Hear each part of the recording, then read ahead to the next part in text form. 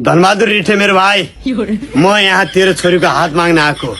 I come to hand come in yes in the go in the flow तैँले मेरो छोरीको हात माग्ने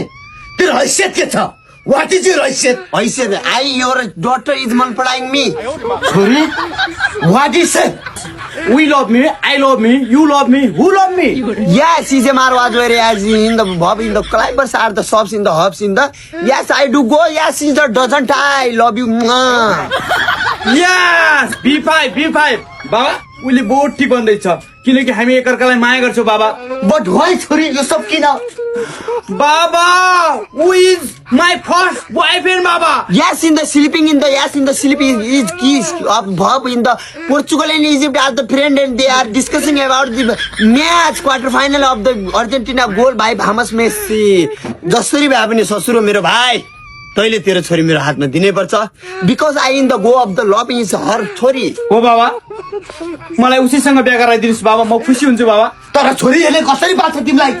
बाबा I said go no wow 1 month in salary 2 lakh हो ससुरो मेरो भाइ धनबहादुर रिठे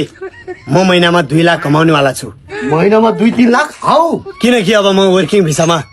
जापान जाँदैछु I go Japan in the work in the place in the good यसको लागि त तेरो सिओई पनि जाउनु पर्यो के सिओई फाल्टौ या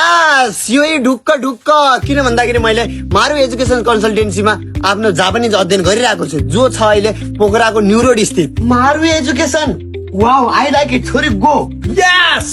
मारु एजुकेसन नामै काफी हजुर यदि तपाईहरु पनि वर्किङ भिसा स्टुडेन्ट भिसाको लागि जापान जाने सोच्दै हुनुहुन्छ भनेपछि हाम्रो मारु एजुकेसन कन्सल्टेन्सीलाई सम्झिनु होला जसमा अनुभवी प्रशिक्षकद्वारा प्रभावकारी कक्षा